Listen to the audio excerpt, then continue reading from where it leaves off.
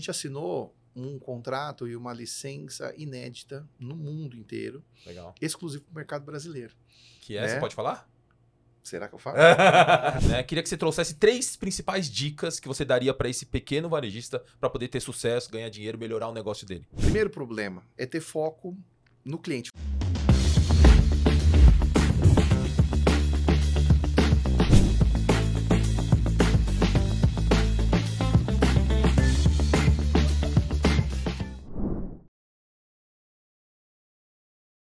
Bom dia, boa tarde, boa noite, sejam bem-vindos a mais um podcast do Central do Varejo, que a gente traz aqui muitos varejistas e especialistas do varejo para poder trazer informação, conteúdo para você melhorar o seu negócio. E tô aqui falando especialista, o meu amigo aqui, Chape. Chape, se apresenta aí pra galera te conhecer. Eu sou o Gustavo Chape, eu sou CXO da Jet Commerce. CXO, esse é difícil, hein, meu? Não, é porque é uma história engraçada, né? Eu cuidava do marketing, aí automaticamente a gente foi cuidar da experiência do cliente, que era coisa que a gente prometia e tal.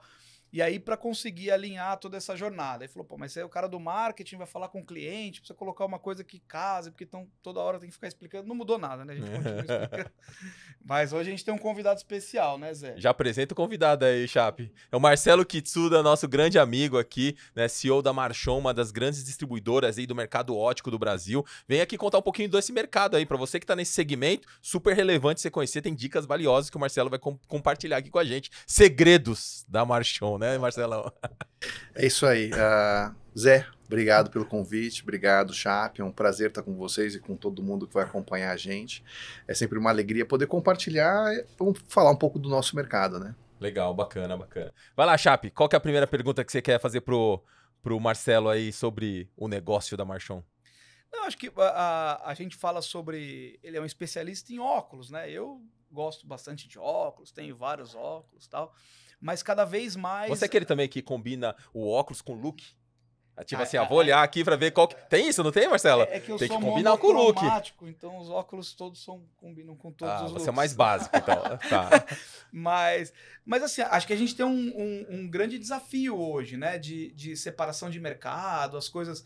A gente trabalha com a internet e ao mesmo tempo que é uma facilidade, tem uma grande conveniência, se diferenciar nesse mundo é difícil, né? Porque na foto tudo parece muito igual, nos reviews tudo parece muito igual. Como que você faz para acertar esses canais e manter um produto de prestígio na prateleira e competitivo junto com esses produtos mais comoditizados? Até Assim? porque tem muita oferta hoje, né? Tem, a gente acredita que tem mais de uma centena de marcas no mercado, né? Brasileiro ou mundial? Brasileiro, né? Mas no mundial não muda muito, não, porque todas as grandes marcas globais e até marcas pequenas independentes estão presentes no Brasil, né? E em termos de canais, é relativamente pouco complexo no mercado brasileiro, porque majoritariamente é um negócio de óticas, né? Se você pegar o mercado americano, por exemplo, tem uma confusão um pouco grande, porque você tem os médicos e as óticas competindo no mesmo espaço. Então você pode visitar um médico num consultório, num edifício comercial, né? Ou você pode passar por uma calçada, entrar numa ótica, e ambos vão ter também médico lá dentro para poder fazer a refração. O Brasil não tem Nos Estados Unidos pode. Nos Estados Unidos, no mundo quase todo pode. O médico pode ter a ótica. Pode e vice-versa. No Brasil que não pode, né? No Brasil, não pode. Tá. Na verdade, não pode ter médico dentro de ótica. Certo. Mas médico pode ter ótica. Isso, ok. inclusive, na verdade, é algo que ficou claro recentemente.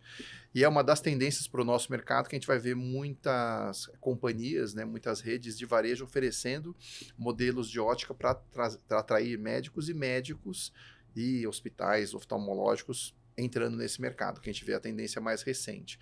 Mas hoje, majoritariamente, é o varejo de óticas, né? E a gente tem uma presença, existe um e-commerce, mas é ainda muito incipiente, muito pequeno, né? Tem 2, 3 players, mas que ainda não tem um trabalho muito pujante. É um desafio, porque o óculos ainda é um produto que o cliente quer provar, quer vestir, e apesar das tecnologias de virtual try-on, né, ainda o consumidor não se sente tão seguro. É diferente de comprar uma camiseta, um tênis, que você tem segurança no tamanho, como vai vestir, né? Mas até conto para vocês um detalhe interessante, porque a Marchon, como companhia, né, é uma empresa americana, com sede em Nova York, mas ela faz parte de um conglomerado de empresas de saúde visual, empresas complementares, um ecossistema, que ele é controlado principalmente pela maior empresa do grupo, que é uma seguradora de saúde visual, com mais de 90 milhões de membros, de vidas.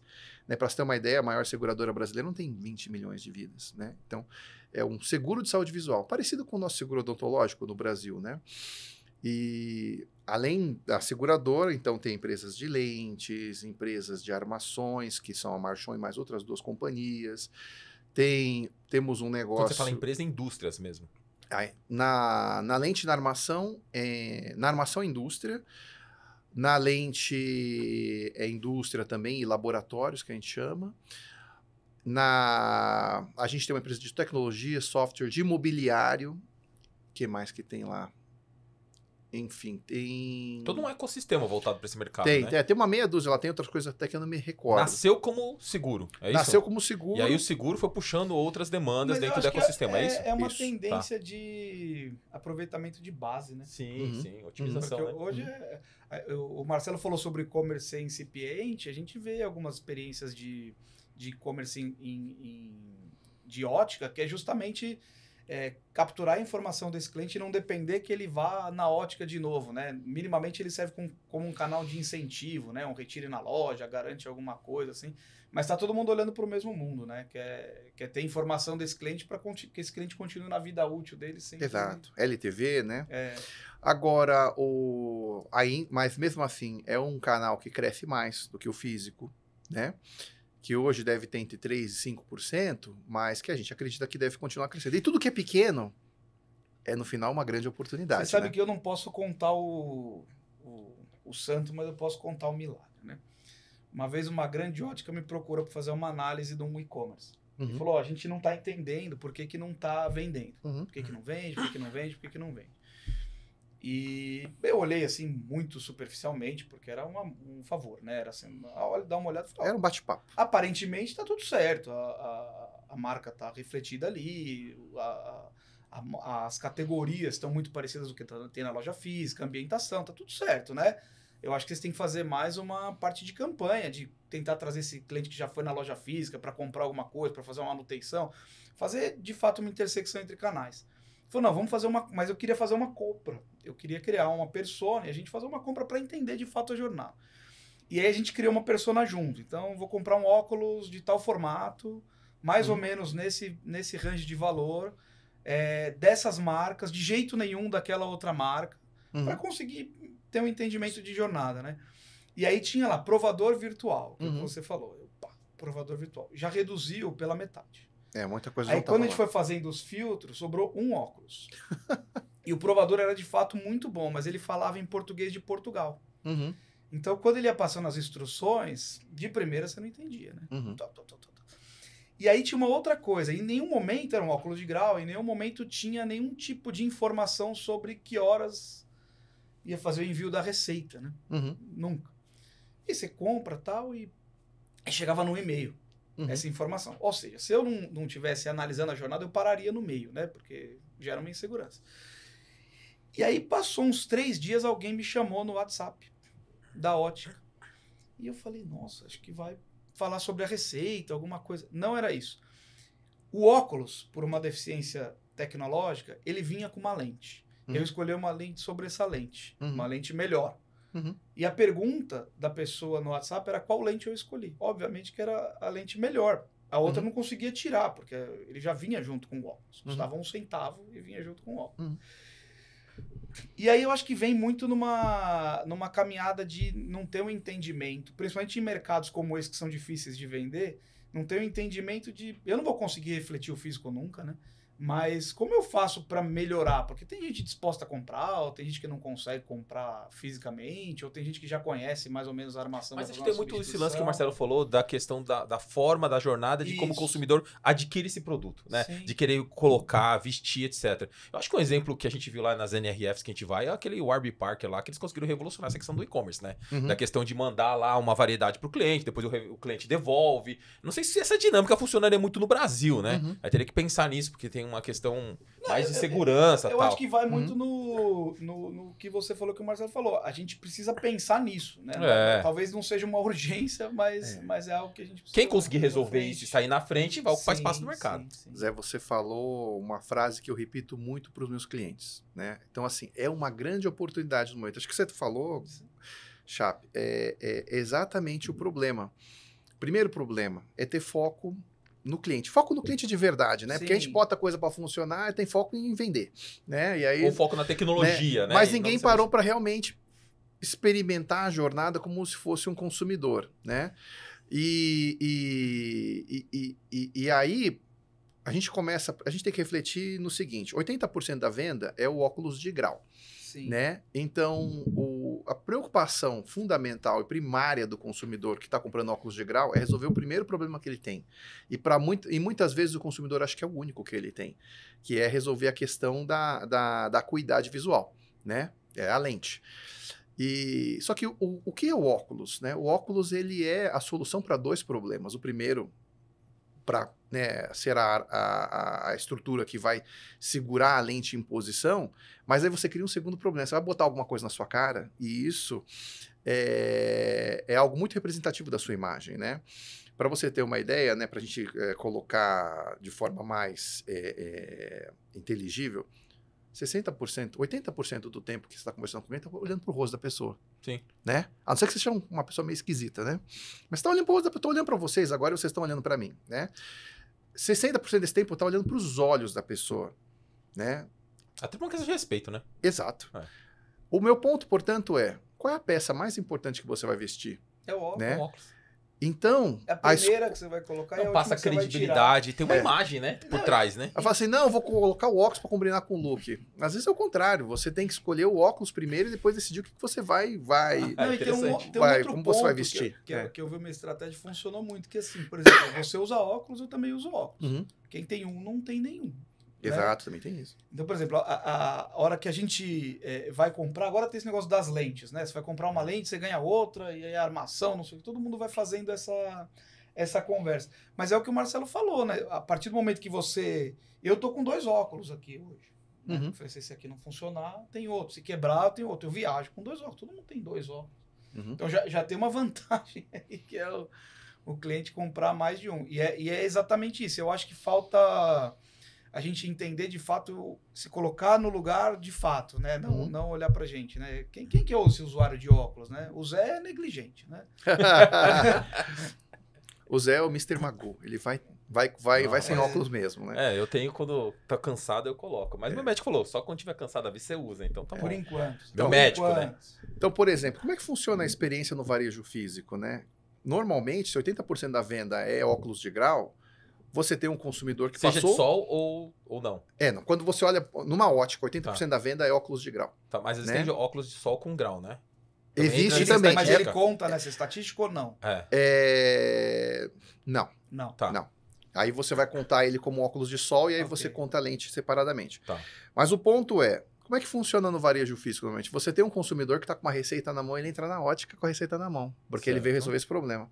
Eventualmente a ótica... Ele vai comprar, né? Ele veio para fazer um orçamento para comprar um óculos para aquele problema visual. A primeira coisa que a ótica vai fazer é olhar para aquela receita e entender. Até porque, às vezes, por questões de características de complexidade de lente, que em 5 ou 10% dos casos, só vai caber numa armação específica. 95% dos casos vai caber em qualquer armação. Tá. Então, faz sentido.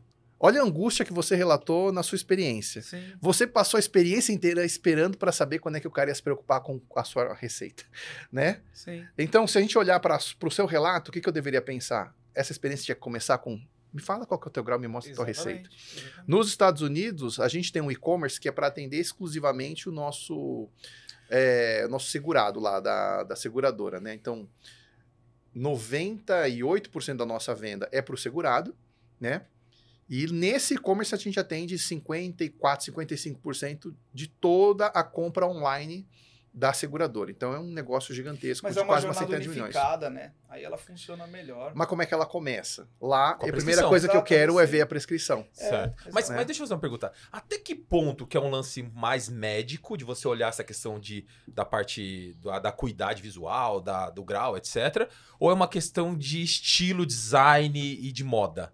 Né? Porque assim, eu vejo que muitas vezes o que é o fator preponderante para o cliente ou para cliente escolher é muito mais a questão visual do que a questão técnica. Porque Não, até mas mesmo você a- disse, não, mas 95% das lentes cabem em qualquer armação. Mas a necessidade E aí é eu médica. vejo. Então, mas aí eu vejo o vendedor de uma ótica muito mais voltado a uma questão de moda, Sim. né? Ser um consultor de moda, de falar assim, cara, o que fica bom na sua cara, no seu rosto, dentro do seu look, do seu estilo, do que necessariamente da questão técnica. Mas a diferença é assim, ó. Depende. Depende. Vê o que o Marcelo. Vamos ver o que o Marcelo acha. Mas na minha visão, eu como um consumidor de óculos, você chega com a receita, o vendedor da ótica tem certeza que você vai comprar um óculos, aquele ou outro, ou lá ou em outro Sim, lugar. com certeza. Então a necessidade ele já resolveu. É a mesma coisa de alguém que vai comprar uma roupa para uma ocasião especial. Ele já sabe que essa pessoa Perfeito. vai comprar aquela roupa que tem aquela ocasião, vai acontecer, uma mala para viajar, qualquer coisa do gênero. Aí ele entra numa segunda etapa, que é entender a capacidade financeira para fazer a escolha da armação correta, Uhum. né? E aí entra no estilo. Aí eu acho que vai. Eu acho que, por exemplo, esse negócio que eu falei sobre o segundo óculos, eu vejo muito e-commerce de outros segmentos, não de ótica, Uhum. focando nessa recompra. Então, focando, ele comprou um aqui, ele precisa de outro. Ele pode comprar outro dessa marca. Eu já sei que ele comprou, porque acho que ainda falta muita informação, né? Ele comprou mais ou menos um óculos nesse estilo, acho que esse tamanho de lente vai encaixar, de armação vai encaixar, eu já tenho as informações. Sim, isso é Eu perfeito. posso fazer uma oferta X. E mais longe ainda, e vinculando num estilo, que é o que a gente falou aqui, né? Você falou assim, eu tenho não sei quantas armações e tal. E o Zé também falou como um elemento de moda, de combinar com o estilo, a brincadeira que a gente fez, pode vir a surgir um clube de assinatura disso, que eu acho que Mas é uma coisa que vai bem, viu? a gente fala em moda, mas na verdade a indústria, né, nós preferimos falar sobre imagem, né? A primeira pergunta, depois de você entender, obviamente, sobre a necessidade oftalmológica do cliente, a primeira pergunta que você tem que fazer para esse consumidor, né, sobre a perspectiva de armação, o que ele quer comunicar? Se o óculos é uma peça tão importante no seu visual, qual é a mensagem que você quer passar, né? E a gente, quando faz esse questionamento, a gente recebe respostas diversas, é muito interessante. Se a gente quer parecer mais jovem, né? Tem uns amigos hoje da faixa que eu tenho de idade, uns 40 e tantos, eles vão me procurar e falam assim, olha, eu quero parecer mais jovem, eu quero parecer mais jovial. Moderno, mais moderno. Mais A gente se dinâmico, sente mais jovem. moderno, né? Mais moderno. Que reflita exatamente Isso. como você se sente, né? Isso, exatamente. Outros já são ao contrário. Às vezes tem um jovem de 20 e poucos anos iniciando carreira num grande escritório de advocacia. Ele quer parecer mais sério, Mais experiente. mais profissional, mais experiente, mais confiável. Aí você tem uma pessoa que é sisuda, mas ela trabalha no ambiente criativo e ela quer parecer mais acolhedora. Então você tem várias Mais estratégias. descolado, né? né? Bota um óculos colorido. Exato. por aí. Estratégias que você pode construir um caminho utilizando marcas e também o próprio formato das armações que vai ser utilizado. Por exemplo, normalmente armações de mais bojudas, como essa que eu estou vestindo, mais retas, elas imprimem mais força, poder, né? Então, isso para comunicar uma imagem exatamente de força, né? Eu sou um executivo, CEO da companhia, eu normalmente gosto de usar esse tipo de armação, né? Tem a ver com o meu estilo, mas tem a ver também com a posição, com a imagem. Com a imagem que eu Com a quero imagem. trazer, né? Eu podia estar com uma armação redondinha, toda floridinha, coloridinha e tal, mas não é a mensagem que eu vim trazer, né? Se você fosse CEO do mercado da moda, talvez. Talvez. Um estilista. Não. Mas o ponto é, então, que tudo começa com esse objetivo de entender o que o consumidor quer comunicar. Não gosto, porém, de dirigir muito o consumidor sobre essa estratégia de entender o bolso. Porque se você perguntar para uma pessoa quanto ela quer gastar, ela vai falar 10% do que ela Exato. realmente pode. Zero. Né? Até porque pode parcelar, né? Todas as óticas Não, parcelam perdendo de 10, vista, 12 né? vezes. Então é uma coisa que cabe no bolso, né? É um investimento significativo, mas também é uma peça que vai durar muito tempo. Não, e com uso intensivo. Usa todo dia. Todo dia, né? Todo dia. Exato. Ele fala usar, não, né? Eu gostei de um termo que ele usou, Veste. vestir. Até porque você pensa no seguinte, às vezes a gente tem... onde é que a Marchon trabalha muito forte, né? Nós trabalhamos com marcas de alto renome, marcas premium, né? Nike, Lacoste, Calvin Klein, Náutica, Ferragamo, Converse. A maior parte dessas marcas, 98% do consumidor no mundo conhece. E o produto que eu fabrico e vendo na Europa, nos Estados Unidos ou no Japão é o mesmo que eu vendo aqui. Né? Então a qualidade é a mesma no mundo inteiro, o mesmo produto. Né? Eu seleciono do mesmo assortment. Né? E então, quando a gente fala de marcas e de produtos, a gente tem essa discussão muito grande de ajudar, essa discussão em DNA muito grande de ajudar o nosso cliente, o varejista. Né? Porque é um negócio complexo. Todo mundo que está acompanhando a gente, que é de varejo, sabe que o varejo multimarcas é difícil. Né? É um outro bicho. Quando você tem uma marca só, é mais fácil de você criar um contexto de comunicação, de imagem, atrair o consumidor mais direcionado para a sua marca. Então, qual que é o grande desafio da ótica? É lidar com um universo imenso de marcas, né? E também um universo imenso de consumidor que passa pelaquela porta e você não sabe quem é aquela pessoa e o que ela quer. Né? E como a gente é uma empresa de marcas e produtos premium, o desafio que a gente ajuda o nosso cliente a trabalhar com o consumidor é o desafio de fazer esse elo entre produtos e marcas diversas e consumidores diversos também, né? E que começa sempre entendendo quem é esse consumidor, qual a missão dele, o que ele quer comunicar, mas também ajudando ele a entender o que ele veio comprar. Porque muitas vezes, nem sempre o consumidor sabe o produto com que ele está se relacionando, e o potencial dele. Existe, né? Exato. Então, uma colocação que o Chape colocou muito importante. Putz, é um produto de uso intensivo. E é verdade. Então, quando a gente está discutindo valor... É prioridade. A gente gosta de apresentar para os nossos clientes sempre a estratégia, né? A gente faz muito treinamento. Fala assim, olha, quando estiver conversando com o consumidor e ele estiver incerto sobre o valor da peça do investimento, pensa no seguinte, se você usasse o seu par de sapato hoje, que você está agora, todos os dias, o dia inteiro, o mesmo tanto que você usa os seus óculos, tá? Que é da hora que levanta até a hora que vai deitar. Quanto tempo ele dura? Vai durar meses. Vai durar meses. Não importa que é o melhor do mundo, vai durar meses. Sim. Né? Até porque calçado para durar tem que descansar. O óculos não descansa, né? Todo dia, às vezes, a pessoa tem a mesma peça, usa por mais do que anos, né? Eu tenho um óculos da minha esposa, tem um óculos da Ferragamo hoje que eu tava conversando com ela. 10 anos. 10 anos? Não. A média... depende, acho que, de como cuida, né? Depende de como cuida. Mas assim, se você usar uma peça de forma extenuante, eu já fiz isso, né? Eu já fiz isso com calçado, já fiz isso com óculos, né? Tá. Ela vai estar ótima com 1 ano, com 2 anos ela pode começar a ficar um pouco cansada, com 3 ela está em estado lastimável. Mas eu acho que a diferença, né, do óculos, aí a gente... você sente ele trabalhando, então o seu trabalho pode ficar melhor ou pior. Agora a gente está nessa era de redes sociais. também, Chá. Não, mas é diferente, Zé, porque o tênis você senta, o calçado você sente, você não usa o mesmo todo dia. É diferente do óculos. O óculos você vai trabalhar, você fica olhando para a tela, por exemplo. Se tiver um óculos que não está adequado, por exemplo, se você usa um multifocal e ele não está calibrado, você vai sentir. Você vai sentir. Isso, aí tem a era da rede social, que é as imagens, né? Então, muita foto, e o óculos não fica legal, não combina, não... E isso faz muita diferença.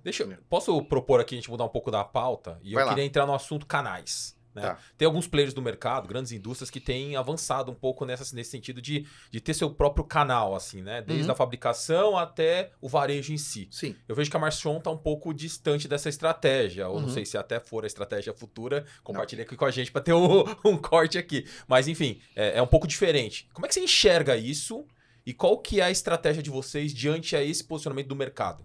A nossa estratégia... ela é majoritariamente de se contrapor a essa tendência de alguns dos nossos concorrentes. É de não estar no varejo e de potencializar e ajudar o nosso cliente varejista a fazer com que o negócio dele esteja concorrendo e fazendo frente a essa tendência Essas redes de algumas outras indústrias, das outras redes, né? E então o nosso negócio é de distribuir, de fabricar e de apoiar. Varejistas. Exatamente. Entendi. É por isso que a gente trabalha tanto com treinamento, com conteúdo e com estratégia. E quantos mil varejistas, esses pequenos, médios, varejistas tem no Brasil, assim? O varejo, putz, cara, eu recebi um número... Não essas grandes redes, mas esses... Não, o número geral, né? O número geral do mercado de óticas, eu recebi um número, eu ainda estou assombrado com ele, porque assim, todo ano aumenta, é um negócio absurdo, mas... Aumenta? Todo ano aumenta. E o último número que eu recebi foi de 72 mil óticas. Eu ainda estou incrédulo. Mas sem tirando as redes, ou não? Com as redes? É tudo. Óticas, mas unidades as redes, óticas. Né? mas as redes, o que é rede, né? Você falar das grandes franquias, você tem uma que tem 1.400 unidades, uma que tem 1.000 unidades, e algumas poucas com...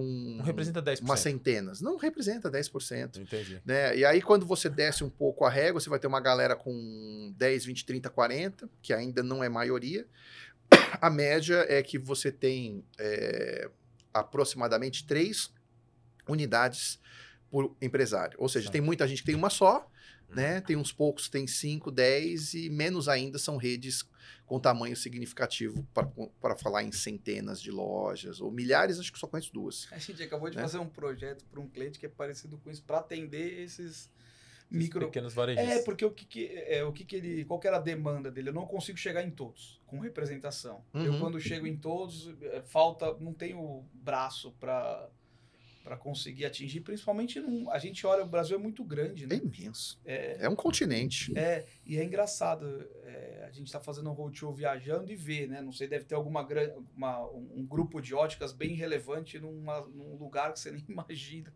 É regional, muitas vezes, tem regional, marcas regionais. Muito forte. E explica um pouco pra gente, Marcelo, como é que é essa questão da estratégia de marcas, né? Porque vocês têm muitas marcas, e como é que vocês enxergam isso? Como é que vocês organizam essas marcas dentro do portfólio de vocês? Eu imagino que é importante você ter essa variedade justamente para dar opção para o varejista, né, para esse cara que, de acordo com o perfil do público dele, né, direcionar um pouco mais o mix de acordo com esse perfil. Mas como é que você estrutura isso e qual que é a ideia de vocês? Novas marcas que estão vindo para o Brasil, que vocês estão trazendo? Se você puder falar um pouco disso. A gente sempre está olhando ali para as nossas marcas no formato de um mapa mesmo, né? Então, assim, que a gente colunado ali pelas personas ou arquétipos de marca com que eles vão se comunicar, né, e as faixas de preços diferentes. Hoje a gente tem 13 marcas no Brasil, mas se computar no mundo inteiro, acho que passa de 40 marcas. Né? Eu não trago tudo para cá, porque tem coisa que a gente acha que não tem aderência, porque a marca, para performar bem num negócio de marcas, eu quero trazer marcas que tenham algum tipo de atratividade para o consumidor. Brasileiro. A não ser que a marca em si não tem atratividade, mas eu tenho um produto que é tão diferente que vale a pena trazer mesmo não tendo uma marca com representatividade aqui. Aconteceu com a gente, por exemplo, com Chloé. Chloé foi uma licença nossa. Chloé. É uma marca de luxo, Chloé. Foi uma licença nossa, era uma marca que no Brasil, na época, antes da gente começar os trabalhos, há quase uma década atrás, era muito incipiente, não tinha presença no mercado, o óculos era uma coisa assim que não tinha nenhuma atração, mas a gente, quando lançou, né, globalmente, a gente fez um produto muito diferente, umas armações em metal, com arcos fazendo nós, era um negócio lindo, era uma peça, assim, uma obra de arte, né? Era uma joia, era um negócio espetacular, e era muito diferente. Caiu na graça das blogueiras, na época, Tássia Naves usou, uma galera, explodiu, né, influenciadoras hoje, né, a gente chamava blogueiras lá atrás. Mas por quê? Então, a marca em si não era uma marca que tinha essa atração toda, mas o produto era diferente, né? Tanto que, o que aconteceu? Mas a marca não tinha atração aqui? No Brasil, né? No Brasil. Lá fora, eu nem conhecia a marca, então não posso dizer dela lá fora. Mas, com certeza, a marca, como marca, se transformou nesse caminho, também ajuda a gente, né? Sim. A construir um produto melhor e mais forte. Aí, o que aconteceu? Já quase no final da licença com a gente, a marca decidiu trazer a boutique para o Brasil. Né? A gente falou, putz, honestamente, acho que a gente tem parte da responsabilidade por fazer essa marca bombar aqui. Pavimentou. O cara olha e fala, eu não vendia nada da minha marca aqui. De óculos. Agora o óculos da nossa marca tá bombando, a gente não tá lá, eu tenho que ir. Perfeito. Né? Mas A gente procura trabalhar com marcas dessa forma, né? Tá. E esse é o desafio que a gente procura passar também para o varejo, né? Porque qual que é o primeiro desafio do varejo ali? Tem muita dificuldade em definir quais são as marcas que ele vai trabalhar. Se eu tenho um universo de 13 marcas e a maior parte dos concorrentes tem aí uma ou duas dezenas, você tem centenas de marcas que podem atuar em espaços parecidos com pessoas parecidas. Então a gente está lá sempre discutindo com o cliente a mesma coisa. Fala, cara, faz um mapa de marcas. Fala, qual é o propósito de cada marca no seu negócio? Qual é a persona ou arquétipo, se você preferir chamar de arquétipo, que você quer atingir? E como cada marca dessa vai se estabelecer num espaço de faixa de preço e intenção, né? Então tem arquétipos, por exemplo, você pegar uma marca da gente que é muito forte de venda, Lacoste, né? Essa é uma marca muito bem definido o espaço dela, que é a turma da Paulinho, né? Lacoste, Polo Ralph Lauren, Tommy, né? E é um espaço que vende muito. O brasileiro gosta dessas marcas, né? Lacoste principalmente. Então você sabe que você tem que ter esse espaço lá, você tem que ter uma, duas ou mais marcas para falar com esse espaço. Eu tenho Náutica também que fala É engraçado que a Lacoste, espaço. por exemplo, agora tá atacando um público mais jovem também, né? É. Você tem a galerinha da comunidade e tal, que tem investido bastante nesse tipo de marca, A Lacoste, né? É uma marca interessante, porque ela mantém o clássico e ao mesmo tempo está atraindo um público novo, né? Agora, você falou de marca nova, a gente assinou um contrato e uma licença inédita no mundo inteiro, Legal. exclusivo para o mercado brasileiro. Que é, né? você pode falar? Será que eu falo? Não, eu falo, porque a gente já lançou, e foi um tremendo sucesso. Tá. Lançamento, a gente lançou agora na feira a Expo Ótica, que aconteceu agora em abril, no Centro Norte, maior evento da América Latina de óticas, né? Acho que um dos maiores do mundo, tá em terceiro ou quarto maior evento do mundo. A gente lançou a reserva. A gente licenciou a reserva. Legal. E para a gente é uma tremenda honra, né? Porque foi a primeira vez que a companhia assinou uma marca que não é nem europeia nem americana, que são as nossas marcas, né? E é a primeira vez que a companhia autorizou um dos mercados no mundo, né? A ter uma marca local. Né? É uma licença, na verdade, global. Eu posso distribuir no resto do mundo inteiro, mas obviamente o trabalho começou aqui. E foi tão impressionante que, para você ter uma ideia, a feira, né? Ela tem 4 dias de duração. O que a gente planejava vender na feira inteira, eu vendi em 1 dia. De reserva. De reserva. Que a gente planejava vender em 1 mês, eu vendi em 2 dias. Caramba. Que a gente planejava vender em 2 meses, eu vendi em 4 dias de feira. Nossa. E até o final do mês de abril, eu vendi 3 meses do meu planejamento inteiro. Uau.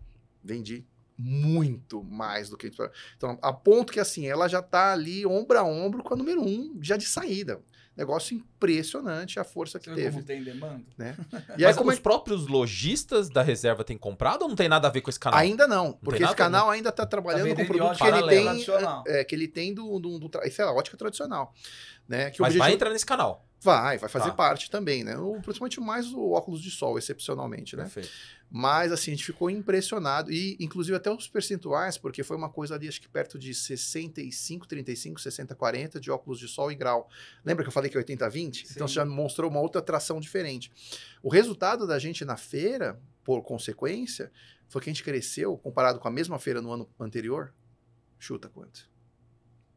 Vou contar um número que parece que é mentira aqui. A gente cresceu 70%. Caramba! Tem noção do que é você vender 70% a mais de um ano para o outro? E qual que era a meta? A meta era crescer 20%. Nossa. Cresceu 70%. Então, embora eu acho que a meta... né? CFO tá contente. Tá todo mundo contente. Eu vou ter que falar na reunião global lá até para explicar o case. Mas o ponto é, então vendeu 70%, mas se você excluir reserva... a gente cresceu com as outras marcas no total, acho que 27%, quase 30%. Que legal. Né? Então, eu acho que aquele mix que também é a provocação para o próprio varejo. Né? Sabe quando você traz aquela marca que ela gera fluxo? Eu tenho certeza que a reserva foi a marca que gerou fluxo e ajudou a vender as outras. A gente cresce todo ano na base de 2 dígitos nos últimos 6, 7 anos. Mas foi impressionante. Você cresce por trazer marcas novas? Ou cresce organicamente? Majoritariamente organicamente nos últimos anos. O único grande lançamento, né, que é o que a gente fez agora, que é reserva. E você atribui a maior necessidade das pessoas usarem óculos, de maior número de óculos por pessoa que já usa óculos? O pessoal da vista cansado? Ou você está roubando do concorrente? Ou você está roubando do concorrente. Olha, honestamente, em especial nos últimos 2, talvez até 3 anos, é muito mais rouba-monte. Estou tirando de concorrente. Porque o mercado cresce ali numa taxa módica de 5, 6, 7%. Tá crescendo Aí mais. fala assim, que é módico, né? Tem mercado que fala assim, eu sonhava crescer isso a aí, gente né? vai falar com o pessoal que você fala 5%, o cara te amarra aqui e não te deixa embora. Né? E a gente cresceu mais do que isso nesses anos todos, sempre 2 dígitos, assim, e falando de crescer volume, não crescer preço, né? Inclusive, na verdade, a gente fez o contrário. Em meio de 2023, a gente baixou nossos preços por volta de, acho que foi uns 10, 15%. Né? Porque a gente viu que a gente continuava crescendo, mas a gente começou a ver perder tração no volume. Aí fomos olhar e falaram, ó, estou lucrando bem, né? Por que que acontece? Depois da pandemia, os preços subiram muito. O dólar arrefeceu um pouco, então a gente ganhava mais dinheiro, mas eu comecei a ver a perda de tração. Falei, putz, sabe o que a gente tem que fazer? Temos que rever isso aqui, porque eu vou começar a perder share. E se eu ficar acomodado nessa lucratividade aqui, uma hora, quando eu despertar, vai ser tarde demais. Então a gente foi lá e mexeu no preço, voltou a tracionar. E no ano seguinte, não contente que a gente mexeu no preço, a gente foi muito promocional, muita força ali, porque a gente acredita no nosso produto. A gente sabe que com essas marcas, o produto que a gente tem, ele vende. Né? Então a gente começou a discutir isso. Pô, se o meu produto vende, eu tenho que fazer força para estar no varejo, né? E deixar que o produto aconteça. Então a gente foi muito promocional em termos de abrir muito ponto. Mas é lógico assim, esse número que eu falei não é milagre. A gente chegou lá, a gente planejou isso, a gente tinha um stand que era 40% maior, né? A gente aumentou a nossa força de vendas em 30%. Tudo em preparação para chegar lá na feira, para chegar ao lançamento de reserva e para promover esse crescimento, né? E a gente, com tudo isso que a gente investiu, a gente ainda tá... Quando você olha para um objetivo de crescer 20, é um objetivo módico, né? Fala, pô, você tinha que crescer bem mais, né? Tá maluco? Né? Mas a gente não pode também promover... Executivo de multinacional funciona assim, tá? A gente é under promise, over deliver. Então a gente promete modicamente, mas vai lá e depois faz, né? Então teve todo um planejamento, toda uma estratégia para construir isso, um stand maior, mais gente, e deu esse resultado e continua tracionando com muita força. Então estamos muito contentes. Show de parabéns, hein? Parabéns, excelente obrigado. Lançamento aí. Entrando no assunto tecnologia, né? O que vocês têm feito a respeito dessa questão da integração dos canais para poder apoiar esse pequeno varejista e também com relação à inteligência artificial? O que vocês têm feito? Vocês têm estudado, têm implementado iniciativas nesse sentido? No momento, especialmente, quando a gente fala de tecnologia, a gente está trabalhando muito sobre essa questão de desenvolver ferramentas de inteligência artificial, tanto para um uso mais inteligente do nosso trabalho interno, quanto para, de novo, ajudar o varejo, né? Então, internamente, a gente está trabalhando, a gente desenvolveu nos últimos 2 anos um Sales Playbook, né? Então, para desenhar melhor o nosso processo de vendas, né? E agora a gente está trabalhando para imputar esse Sales Playbook e o nosso database de vendas, né? Que temos ali mais de uma década de dados, né? De venda, dentro de uma IA, para a gente criar a nossa... O pessoal fala de Large Language Model, mas agora estão falando agora de Small Language Model, né? Quer dizer, pegar o seu próprio banco de dados e fazer ali a sua própria inteligência. Então, fazer isso para a gente ter uma assistente para ajudar a nossa equipe comercial a trabalhar de forma mais inteligente estratégias e caminhos. Isso do lado interno. Do lado externo, a nossa preocupação número 1 é esse desafio da personalização, né? Porque qual é o desafio do consumidor no varejo multimarca? Você entra lá, tem uma centena de marcas, você passa numa vitrine, tem uma dezena de marcas, é aquela angústia, você fala assim, ferrou, como é que eu escolho? Né? Muda o paradoxo da escolha, né? Porque vira renúncia, né? Eu vou então, escolher vou abrir mão de uma centena. Qual é a bênção, por outro lado, do setor ótico que um supermercado às vezes não tem? No setor ótico, você tem um atendimento individualizado. Sim. Você não entra no mercado e alguém te pega na mão e fala, vai lá na gôndola e fala, como é que eu te ajudo? Mas na ótica tem.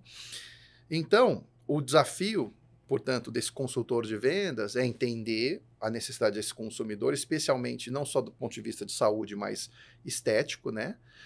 E de comunicação, ir lá e fazer aquele universo de 100 marcas se tornar ali uma escolha de 5 a 3 produtos. Fala assim, para o que você tem de objetivo, de imagem, de comunicação e de investimento, é isso aqui que eu te apresento. E é um desafio, né? Porque o seu segundo cliente, o primeiro é o varejista, o segundo cliente é esse consultor de vendas, né? Exatamente. Ele priorizar as suas marcas. Porque ele é o nano-influenciador ali, né? Ele é o especialista, né? O grande influenciador do nosso setor é o consultor de vendas. Então, qual que é o segundo desafio que a gente está trabalhando? trabalhando? É desenvolver também uma ferramenta de IA para ajudar a trabalhar no ponto de venda essa experiência de personalização. Sabe aquele passo a passo, 3 a 5 perguntas para ajudar o consumidor a compartilhar os objetivos dele, de imagem, de investimento, e transformar aquilo numa recomendação. Olha, baseado no que o consumidor recomendou, eu recomendo essas 3, 4 marcas e armações com essas características. E, inclusive, até às vezes essas E cores. ele vai usar a IA para entregar esse repertório. Aí vai usar a IA usando. O que está por trás disso? Essa teoria do arquétipo de marcas. Fala, putz, se você quer ter uma comunicação, se você é um executivo, quer ter uma comunicação mais séria, tal, pô, estamos falando talvez de um arquétipo do governante. Pô, quais marcas que estão dentro desse espaço? Essas daqui. Pô, qual é a mensagem, qual o formato e mensagem que tem que ter numa armação dessa? Essa daqui. E aí você filtra, porque do contrário é aquela angústia. Você entra lá, dentro de uma ótica tem milhares de armações. Não, e é muito parecido. É. É tudo para quem não conhece, né? Exato, porque é tudo E muito é um lance muito de treinamento, né? Porque eu vou em algumas óticas, já fui como cliente, o que fica bom para você? O cliente não sabe, o vendedor às vezes não sabe explicar. Mas ele tá olhando, né? é por isso que eu perguntei do repertório, porque ele tá ele fala olhando... assim, o que você gosta? Ele, tá olhando, não, ele pergunta opinião isso... consultiva, Não, entendeu? e ele tá olhando o seu rosto, né? Ele não tá olhando o seu desejo, né? Sabe, eu vou te contar uma história. essa é uma grande falha. Meus pais foram pro Japão e foram numa loja lá X, né? Comprar óculos de sol. E aí o meu pai experimentou, tal, gostei disso aqui. A vendedora, sabe o que ela falou pra ele? Falou assim, ó, isso aqui não é o óculos mais adequado pro senhor. Tem um outro óculos, uma outra armação que vai ficar melhor pro estilo do seu rosto. Perfeito. Eu volto daqui 2 dias que eu vou ter esse óculos aqui pra te atender. Não compra esse.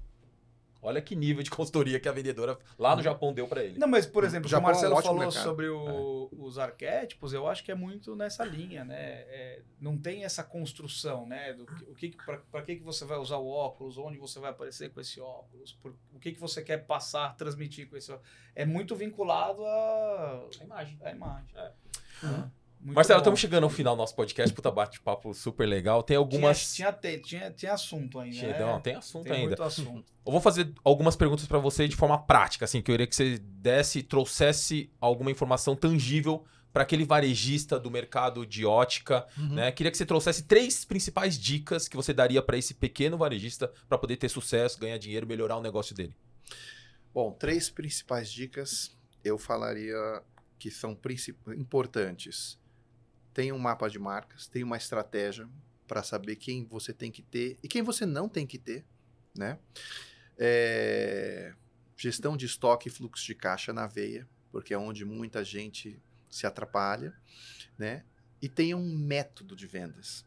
Tem um método, tem uma estratégia, sabe? De pegar o consumidor desde o momento que ele entra na loja, a como você vai fazer 3 a 5 perguntas para identificar a necessidade dele e como você vai transformar aquela informação numa recomendação para transformar aquela experiência do consumidor numa experiência personalizada. Porque o pior que pode acontecer num varejo, o varejo de óticas principalmente, mas qualquer varejo, é o cara sair da tua loja e esquecer o teu nome.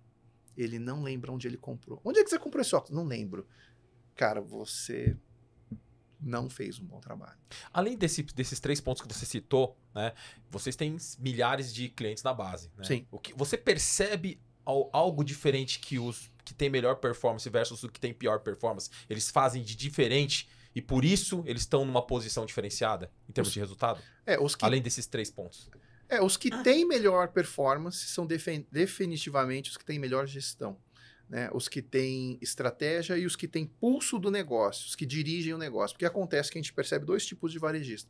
Um que tem pulso do negócio, que tem estratégia, que tem definição, que define parceiros, que define marcas prioritárias, que tem uma definição do que tem que estar no negócio dele e que não tem. E tem aquele cara que, assim, ele compra de quem passa lá, ele compra de quem é amigo Vai de dele. acordo com o clima. E o balcão, ele fala assim, né, o balcão que decide o que ele vende. Né? Então não tem estratégia nenhuma, não tem direcionamento. Geralmente a gente vê que esse cara é o que performa menos, que performa mal, que tem dificuldade. Zeca Pagodinho, deixa a vida me levar, não dá certo. O deixa a vida me levar, Não exatamente. tem mais espaço, né? Porque a concorrência é enorme. Não tem mais espaço.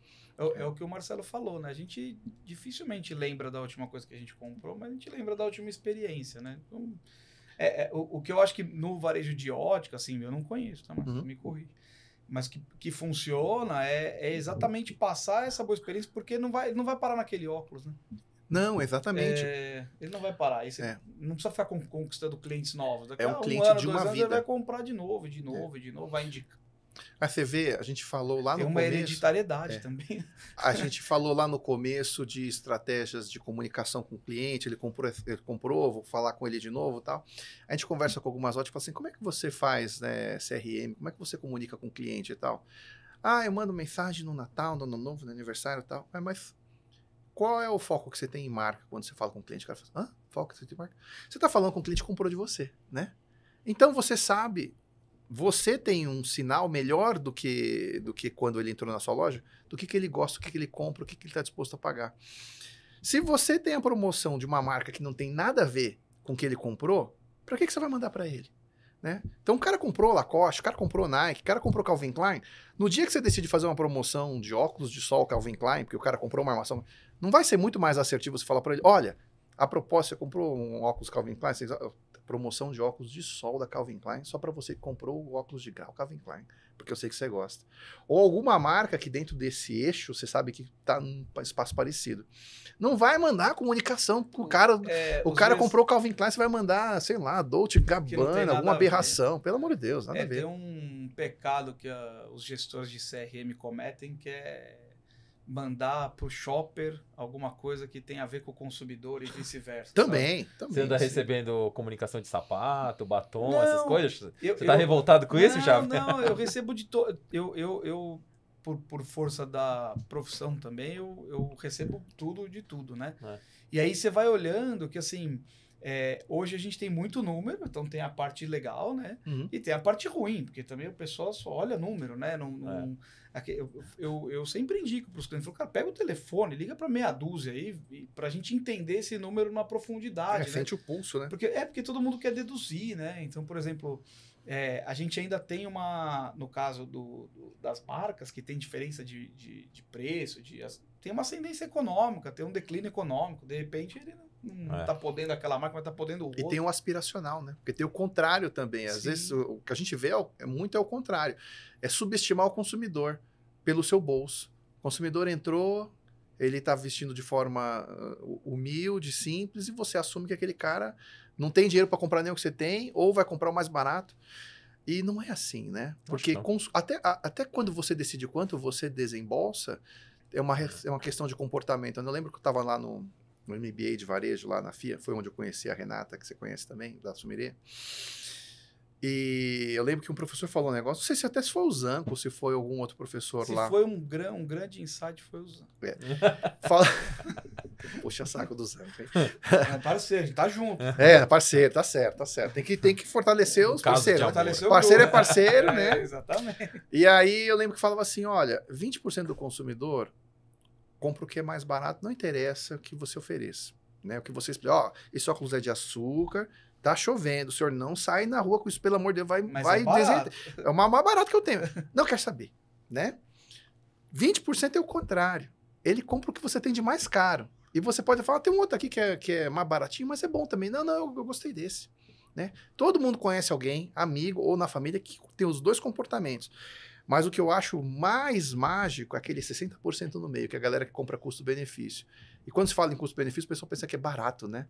Custo-benefício não é barato. Custo-benefício é aquele cara que ele precisa ser convencido de que aquilo vale o preço. Porque, por exemplo, quando a gente fala de e-commerce, eu tinha uma briga muito grande com o e-commerce lá dentro da empresa, porque eu falava assim, a gente tem que ajudar o e-commerce a fazer um trabalho melhor. A pessoa fala, não, imagina, e-commerce não tem que perder tempo, porque e-commerce é preço.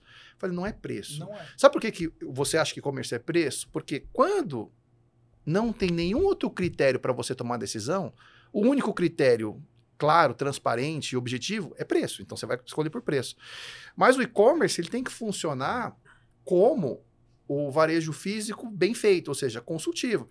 Sabe? Precisa ter 3 parágrafos explicando o que é aquele produto, qual a história dele, qual o objetivo, como é que ele vai te ajudar. Do mesma forma que vai ter a tecnologia aqui para ajudar com a personalização, etc. Tem que ter lá, fala, qual que é o teu objetivo? O que você faz? Qual que é a tua profissão? Por que a gente não faz isso no e-commerce também? E aí o cara vai falar assim, putz, eu comprei no e-commerce, cara, que foi animal. Pô, os caras tinham um questionário, me perguntou o que, né? E aí me direcionou para essas marcas. E aí, putz, falou: se você comprar essa marca aqui, que provavelmente é aquela que ele já tem um pouco mais de afinidade, eu te dou mais um descontinho. Pô, cara, comprei. Um gatinho. Né? Aí, quer dizer, precisa ser só preço? O cara vai lembrar disso, não vai lembrar. Eu comprei. Onde você comprou? Sei lá.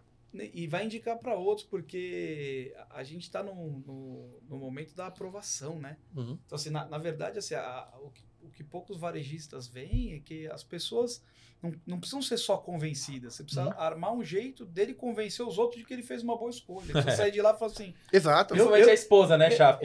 Eu levei vantagem. Exato. Não, todo mundo quer levar vantagem. Eu levei vantagem, eu comprei porque é o melhor, eu comprei... A gente vê muito no mundo automotivo, né?